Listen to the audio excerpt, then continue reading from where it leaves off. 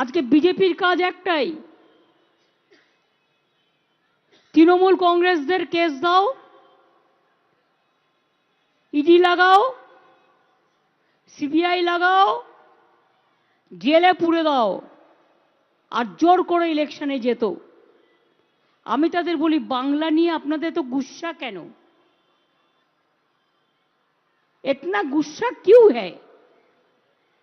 BJP, अगर आप ऐसे ही जीत सकते हैं तो बदनाम क्यों करते हैं? আপনারা বলুন, বদনাম করার দরকার কি? কালকেও বিজেপি নেতারা বলে গেলেন এখানে নাকি মহিলারা সবচেয়ে বেশি নির্যাতিত হন। আমি চ্যালেঞ্জ করে বলছি, Bengal is the only place যেখানে মহিলারা সেফ এবং সেফ